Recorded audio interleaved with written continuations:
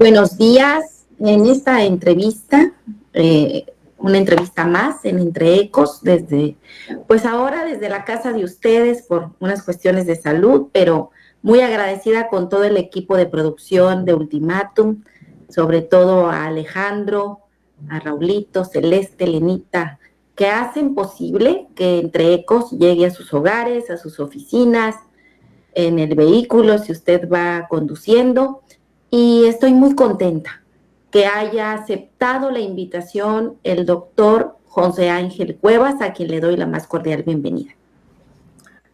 Un gusto, estimada Marvin, a ti por invitarme a tu programa Entre Ecos. Es un placer estar aquí contigo, me siento muy gratificado y desde luego tener la oportunidad de escuchar a tu audiencia, a quien le brindo un cordial saludo.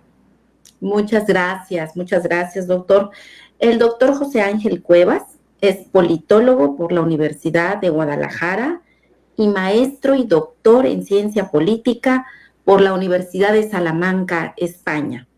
Profesor universitario y miembro del sistema de investigadores de la Universidad de Guadalajara. Hoy nos hablará sobre el estado de las democracias en México y el mundo. Voy a tratar de no interrumpir para que tengamos todo ese concepto general de la historia de las democracias, de los procesos democráticos que nos va a ilustrar el doctor José Ángel Cuevas. Adelante, doctor. Desde luego, gracias, Marvin. Bueno, pues la democracia está en boca de todos, por lo general se le cuestiona, se le defiende, se le increpa, se le critica muchísimo, pero a veces ni siquiera teóricamente podemos advertir qué entendemos por democracia. No hay consenso ni siquiera entre los analistas, entre los estudiosos. Tiene un montón de muchos significados, muchos contenidos, muchos alcances, conceptualizaciones, formas de medición. La democracia tiene una infinidad de características que hacen difícil hacerla medible, operacionalizable, y que establezca ciertos consensos tanto en la academia como entre la población. O sea, cada quien apela a su visión de democracia. Pero en esta disputa, en esta, digamos, construcción conceptual y teórica de la democracia, también hemos arribado a ciertos criterios mínimos para poder entender a qué nos referimos a ella y que realmente sea funcional.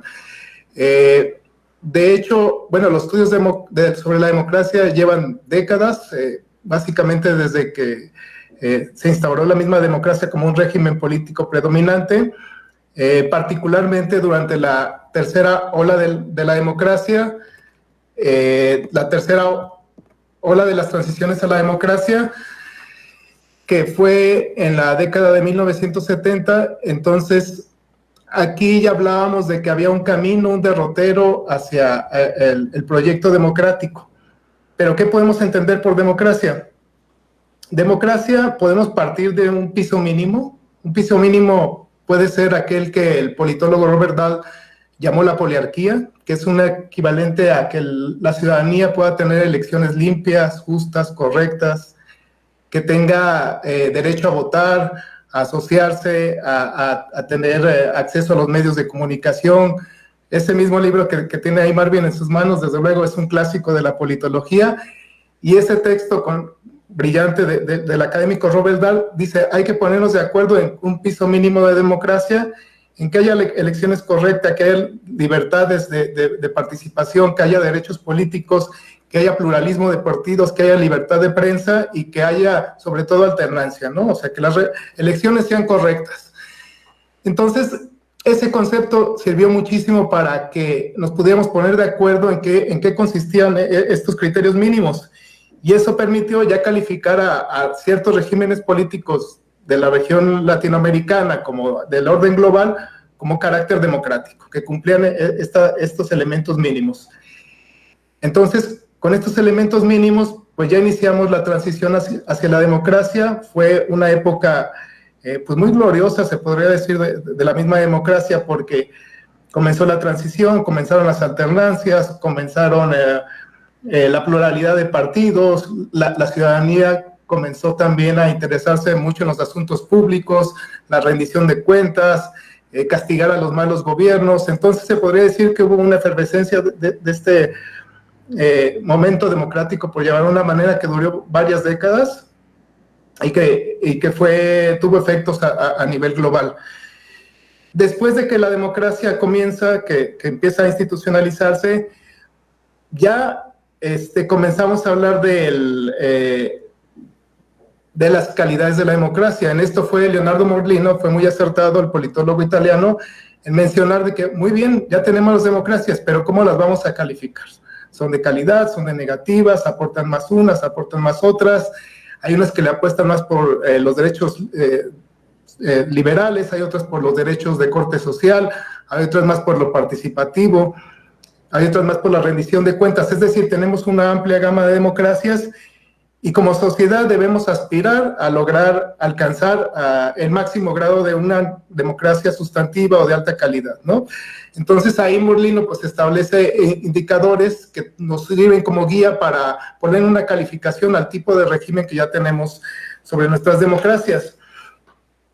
Y eso fue a comienzos de siglo XXI, donde se establece esta medición de las democracias, sobre todo para alcanzar estos estándares, pero también para evitar retrocesos. Había tanto optimismo en aquella época que, sobre todo ya después de la caída de la Unión Soviética, que el politólogo estadounidense Francis Fukuyama pero teorizó sobre lo que denominó el fin de la historia. Es decir, que ya no iba a haber disputas ideológicas, que había triunfado la democracia liberal en orden global y lo que nos restaba de ahora en adelante era perfeccionar su institucionalidad. Todos iban a compartir los mismos valores, entonces lo que importaba ahora era hacerlas mucho más perfectibles. ¿Y cuál fue la ironía de todo esto? Que en menos de 3 décadas parece que eso ha quedado atrás. La democracia no goza de buena salud, de buenos rendimientos, cada vez es más cuestionada, está muy desacreditada y ya se habla de ciertos retrocesos democráticos. Es decir, hay otra nueva emergencia de grupos antisistema, de extremismos ideológicos, de un desencanto también de la misma población con la democracia, de unas élites que no se democratizaron. Tenemos a la vista un panorama muy amplio de algunos déficits democráticos y que también nos hemos percatado que no ha logrado consolidarse del todo el fenómeno democrático a nivel global, salvo unos países muy notables, excepcionales, pero en otros ha tenido una situación muy inestable. Entonces, digamos de manera introductoria, este sería el panorama global sobre qué entendemos por democracia y en qué situaciones estamos de manera inicial. No sé si respondí a tu pregunta, Marvin. Claro que sí, doctor. Nada más agregar este origen. Demos, pueblo, kratos, poder. Desde luego, y dices bien, porque la democracia no se fundó precisamente, yo me asenté en lo que vivimos ya en la época contemporánea, pero dices bien, la democracia como modelo político tiene más de 2500 años. Los griegos inauguraron, como efectivamente lo dices, Marvin, la democracia ateniense, en la que el poder político pues residía en el pueblo, ¿no? En aquellos que tenían su condición de ciudadanía y que podían ejercer el poder, renovar gobernantes, elegir, participar, deliberar. Entonces, la democracia tuvo su origen ahí en Atenas, pero desde ahí, curiosamente, los problemas también comenzaron. O sea, no es de que la democracia haya sido virtuosa todo el tiempo, al contrario. Ellos mismos, la sociedad griega padeció de las mismas problemáticas de la democracia, porque desde entonces tenemos presentes oligarquías insertadas en el poder, demagogos, tiranos, aristocracias que no permiten que haya un flujo, una renovación democrática. Entonces, el problema no es de hoy, se remonta a miles de años, pero nuestros problemas ahora son ya en sociedades modernas, contemporáneas, con infinidad de otro tipo de problemáticas, pero dices bien, la historia de la democrática pues se remite ya de manera milenaria, ¿no? Es el gran aporte de la sociedad griega a la sociedad occidental, sobre todo, y a la sociedad mundial. Gracias, doctor. César Barragán, desde Bogotá, un saludo muy especial al distinguido doctor Cuevas. Nicolás Juárez, Gracias. Juan David Gutiérrez, bienvenido, maestro. Nico querido. El doctor Iván Morillo, desde el Ecuador, de la Universidad Central del Ecuador, bienvenido. Nietzsche Ans, Carmelino Jiménez, bienvenido. Bertalicia Osuna, ay, qué gusto que esté con nosotros.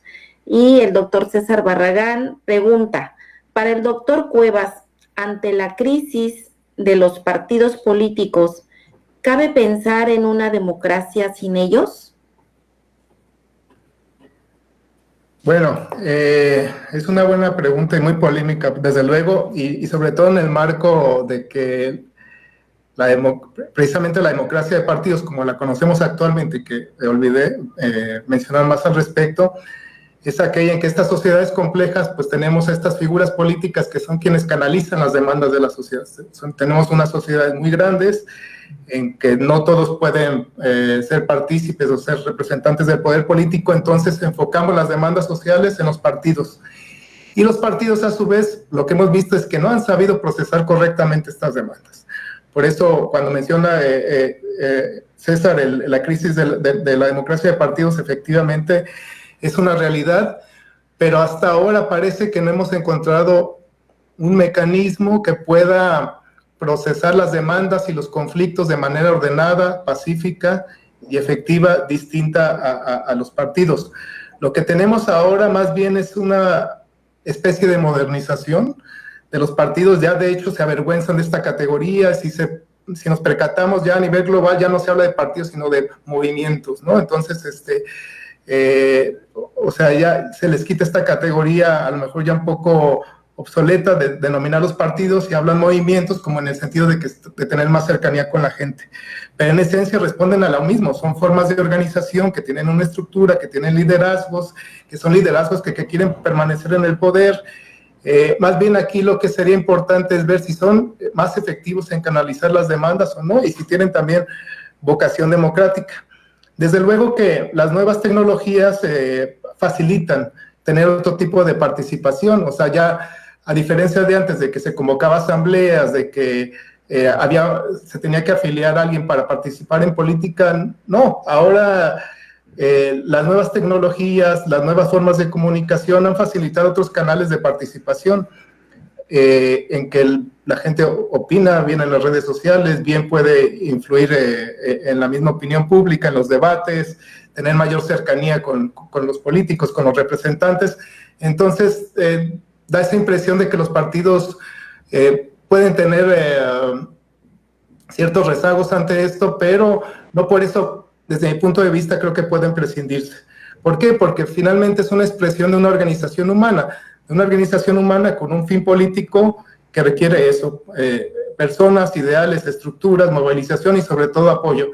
Entonces, lo que yo más bien diría es de que sí necesitan una renovación, una actualización, pero no necesariamente creo que se pueden prescindir, porque de prescindirse se corre el riesgo de caer en otro esquema de organización política que no necesariamente se le puede denominar como democrática, porque se interrumpiría esta condición de pluralismo político. Si quieren puedo abundar más al respecto, pero de momento creo que sería mi respuesta. Gracias, doctor. Bienvenida Alejandra Sánchez. Y el doctor Iván Morillo, de la Universidad Central del Ecuador, dice, un tema importante y contextual. Felicitaciones al expositor y felicitaciones a Marvin por su programa. Saludos desde Quito. Muchas gracias y saludos a Iván a Quito y a toda la comunidad de Ecuador, por supuesto. Así es, un abrazo. Pepe Montero, bienvenido.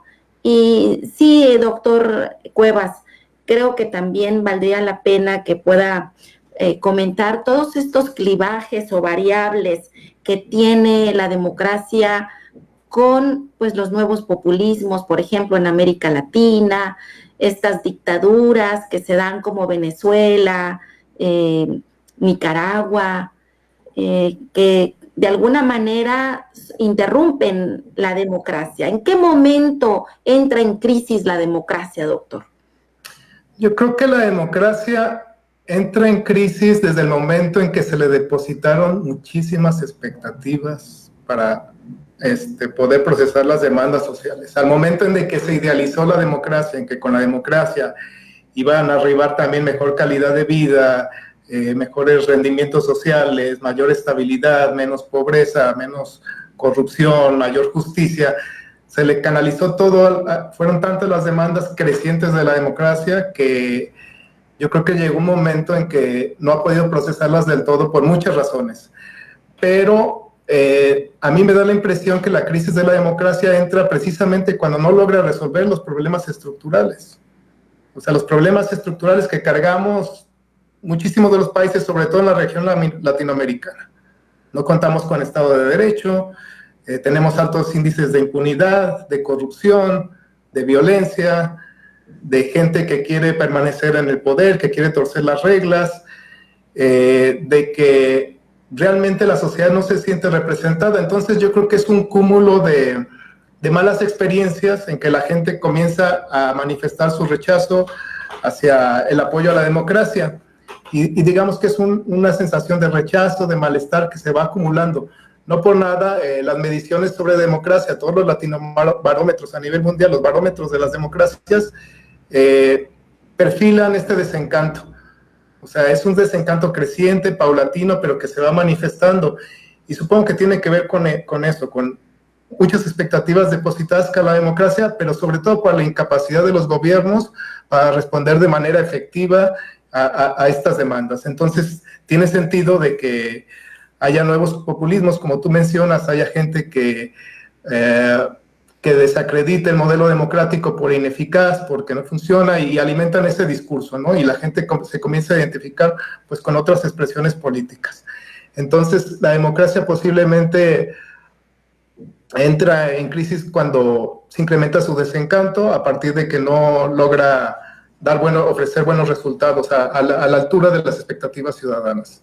Y evidentemente se acompaña ya de crisis más intensas de orden económico. En la crisis de 2008-2009 a nivel global comienza un desapego al apoyo a la democracia cuando ya pega directamente en los bolsillos. Entonces, crisis más sustantivas de orden político y de orden económico afectan directamente a la democracia. Doctor, ¿y qué nos dicen los índices? Por lo menos yo creo que los más serios, los más importantes de estos barómetros, ¿qué nos dicen acerca de este proceso que tiene la democracia? Y lo hablo en el mundo, porque también es España, también es Estados Unidos ahora con todo este proceso electoral, y sin duda, pues nuestra geopolítica en América Latina. No, desde luego, tu pregunta es muy pertinente porque tenemos una variedad de índices, de formas de medición, unos ya muy consolidados, sobre todo me voy a referir al Latinobarómetro, al Barómetro de las Américas, al de variedades de la democracia de la Universidad de Gotemburgo, a IDEA, al World Justice Project, a la Encuesta Mundial de Valores. Tenemos un montón de enfoques de cómo medir la democracia y todos ellos en la última época han coincidido precisamente en este deterioro democrático.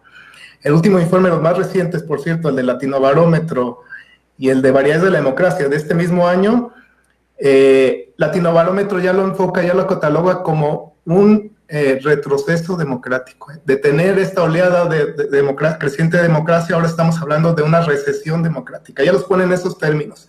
Ya ni siquiera es que se estén estancando, de que puedan estar fatigadas, aludiendo a la expresión al concepto de profesor Alcántara, sino que también ya se identifica retroceso. Empezamos a retroceder democráticamente. Ese es respecto al informe Latinobarómetro. El informe de variedades de la democracia ya habla de autocratización, que ya es una disputa entre los dos modelos de autocratización y democratización. Y luego, ya en los últimos 2 años, las condiciones son mucho peores porque lo que tenemos ya a nivel global es de que la mayoría de la población, es decir, más de 2/3 partes de la población mundial, entre 5.000 y 6.000 millones de habitantes, ya están gobernadas por autocracias. Y esto fue una crisis que se incrementó de manera sustantiva durante los últimos años. Entonces, las democracias no gozan de buena salud, se le está midiendo, hay retrocesos, hay mucho desencanto, y estos enfoques de medición pues son muy, digamos que identifican muy bien el pulso social de cómo la gente se está manifestando hacia a favor o en contra de las democracias, pero también lo que están evaluando es de que hay un creciente deterioro institucional de la democracia y también un paulatino, pero muy consistente incremento de los regímenes autoritarios, que si quieres ahora puedo abordar más al respecto. Pepe Montero manda saludos, igualmente Armando García, Cunjamá, contador, qué alegría que esté por acá. Muy extraordinario el doctor y sus experiencias, debemos aprovecharlas. Ernesto León Espinosa, bienvenido, amigo querido. El contador Armando García dice, no hay democracia. Raúl Peña, el mayor Raúl Peña, músico militar de nuestro ejército mexicano, dice, maestra, excelente día. En México hay personas que no se sienten representados por los partidos políticos. ¿Cuál sería el camino para ellos? Felicidades por el invitado, el gran invitado. Gracias. Esta es la pregunta del mayor Raúl Peña. Sí, mayor, con gusto saludarlo. No, desde luego. O sea, comentaba que parte de la crisis de la democracia, el pilar más crítico es de que la sociedad no se siente representada. Entonces, si no se siente representada, pues difícilmente va a establecer confianza tanto a las instituciones políticas como a los organismos que las representan, como a los gobernantes que se supone que tienen que tomar decisiones a favor de ellos. Y entonces sí podemos hablar eso de una crisis de representatividad, pero también podemos hacer una especie de mirada, de voltear el retrovisor de que también qué estamos haciendo como ciudadanos para alimentar esa crisis. A veces queremos que los gobernantes resuelvan por sí mismos los problemas que muchas veces no nos hacemos tampoco responsables como sociedad. Entonces, yo creo que importa tener un buen balance entre buenas instituciones democráticas, que por cierto, eso es muy importante. Los gobernantes por lo general arriban al poder para personalizarlo, para concentrar el poder, para hacer un desmantelamiento de esas instituciones que son críticas del poder político. Entonces, ayuda mucho tener instituciones sólidas, evidentemente que tengan reglas justas, de que velen por el bien público, eso es muy importante, de que haya profesionalización.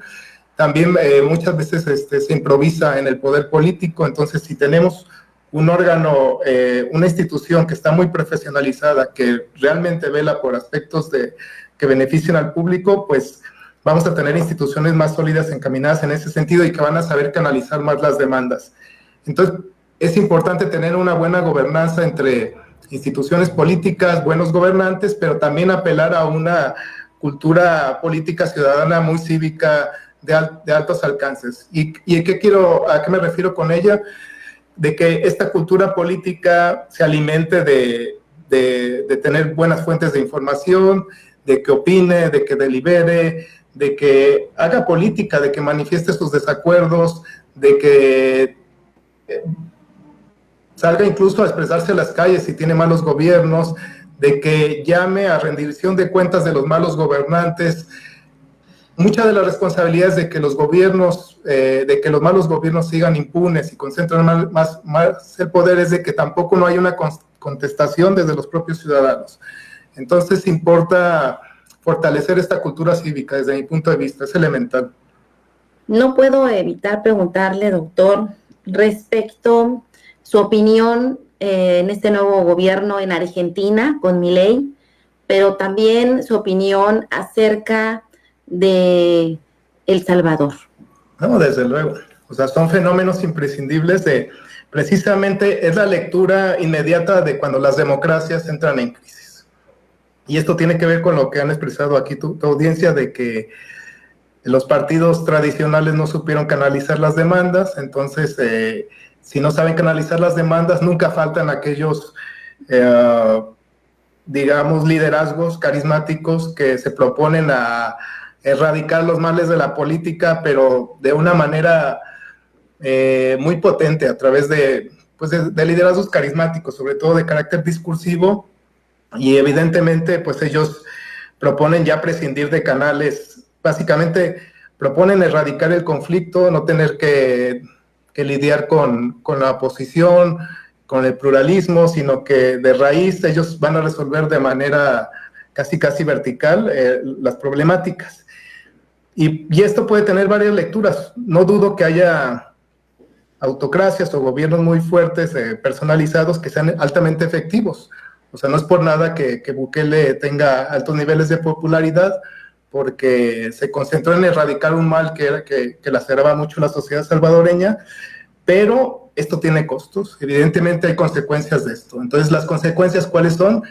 De que posiblemente no va a rendir cuentas, de que como se vio desde la Grecia antigua, de que los gobiernos degeneran, o sea, que no son virtuosos todo el tiempo. Pueden tener altos niveles de efectividad, pero si no tienes controles, si no tienes contrapesos, puede haber tendencias a que se corrompan, a de que concentren más poder, a de que impidan la participación de otras expresiones políticas, a de que cancelen las libertades, los derechos humanos.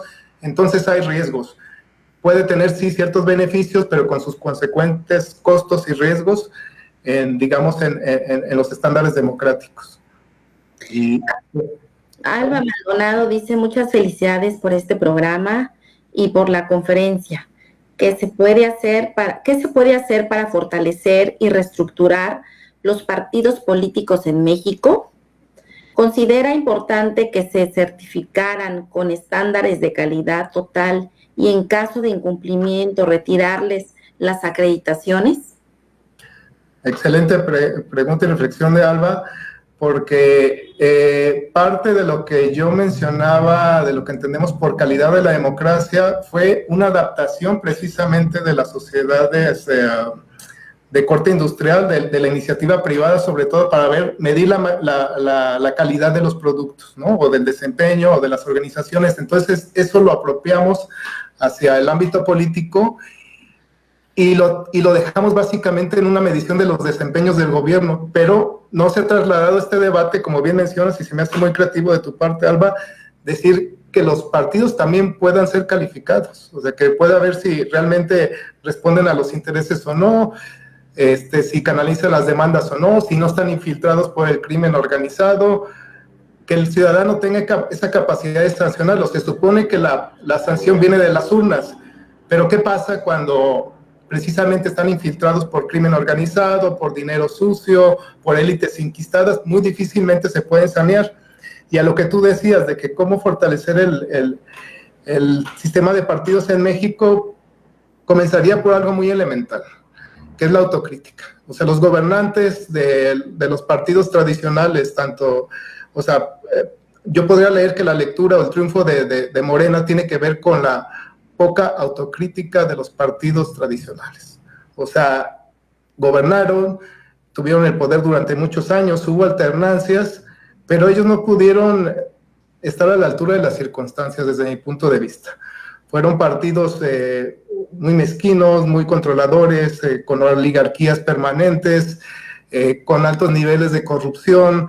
Entonces, no hubo esa autocrítica y la gente evidentemente sanciona esto. O sea, por eso mismo es el desencanto. Dice, ¿cómo te voy a votar si tu gestión política realmente no es sana, no es virtuosa en términos políticos? Entonces, importa mucho que haya esta autocrítica, que también haya intentos por renovar a la clase política, por abrirla a otros sectores, porque pues son básicamente la principal crítica es que permanecen mucho tiempo en el cargo, ¿no? Entonces, vendría muy bien hacer esta examinación profunda interna de los mismos partidos.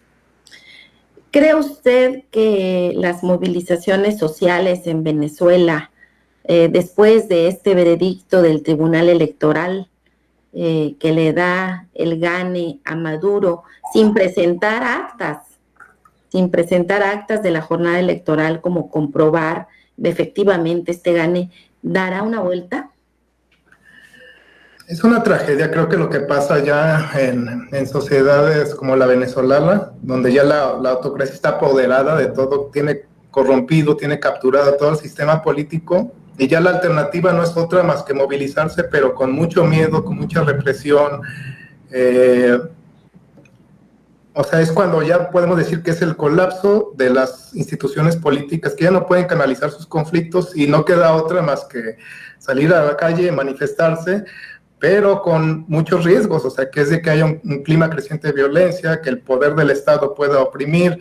Entonces, es el último recurso, desde luego, pero yo creo que es el más potente también. O sea, que la sociedad no debe de amedrentarse, no puede estar oprimida todo el tiempo, y si ya no pueden manifestar sus derechos, si ya no pueden tener mayores perspectivas de crecimiento político, yo creo que las movilizaciones pues es un alto nivel efectivo para hacer esta renovación y para que se haya una manifestación patente de que haya un reclamo ciudadano genuino, legítimo, y que pueda canalizarse este malestar. Ojalá, sinceramente, que tuviera los efectos deseados para poder restablecer otra vez ciertos canales mínimos de institucionalidad en ese país. Bienvenida, señora Sofía Delgado de Veracruz. Qué alegría que esté con nosotros. Doctor, se nos está terminando el tiempo. Le agradezco profundamente su participación, sus conocimientos. Nos ha contextualizado lo que es y significa la democracia hoy en día, la crisis en la que se encuentra este suceso pues histórico del que nos ha hablado respecto al tema. Y yo quisiera preguntarle con qué cierra y qué nos dice al respecto. Gracias, estimada Mari, por tus palabras, por la invitación. Me gustaría hacer una breve reflexión sobre cómo poder aquilatar, valorar más lo que aporta la democracia. Mucho se decía, Churchill decía, criticaba la democracia y dice, es el peor de los regímenes políticos, pero el mejor de los que conocemos, ¿no? Es lo mejor que tenemos hasta ahora, lo que más ha logrado la humanidad, y que tiene una condición de perfectibilidad, o sea, no cancela las libertades, estimula los derechos, puede ser perfectible. Más bien haría un llamado a ser muy cautelosos con personas, con movimientos que dicen que pueden resolver todo de raíz, sin que haya conflictos, sin que haya pluralismo, con que haya límites a la libertad. Entonces yo creo que tenemos que ser muy cautelosos. Anteriormente las caídas de las democracias se daban por golpes de Estado, por la fuerza, por la vía militar, y ahora ya las nuevas autocracias son muy sofisticadas, ya no suceden de esta manera. Las autocracias ahora se manifiestan, incluso gozan de mucha legitimidad, permiten un pluralismo limitado, realizan elecciones, convocan elecciones como el mismo Venezuela, pero son inefectivas. Entonces ahí es donde tenemos que ser muy cautelosos. Apelan a la democracia, pero la impiden que crezca. Entonces mi llamado es esto, estar muy atentos con este tipo de expresiones, y sobre todo entender, o sea, que la democracia lleva tiempo para que perdure, pero también radica mucho en lo que nosotros hagamos como ciudadanos, y sobre todo también en que nosotros sepamos distinguir en que las élites que realmente están en el poder sean comprometidas con la vocación democrática, que creo que es algo que no hemos gozado en América Latina. Las élites tienen una escasa vocación democrática, no saben aceptar la derrota, no saben apoyar al contrario, no saben deliberar. Entonces ahí es donde creo que debemos de encaminar esta perfectibilidad a la que me refiero, y ojalá que volvamos a tener nuevos momentos de bríos democráticos. Entonces, con esto cerraría mi intervención, estimada Marín, agradeciendo tu invitación a tu programa y desde luego a tu público, a todos aquellos que nos están viendo desde diversas latitudes y que han participado y que evidentemente están muy interesados en estos temas. Entonces, aplaudo por eso. Gracias. Gracias a María Hernández, que también se conectó, y Nicolás Juárez desde Ocosingo dice, saludos, Wistik Marvin y el conferencista, gracias por compartir, felicidades por el programa.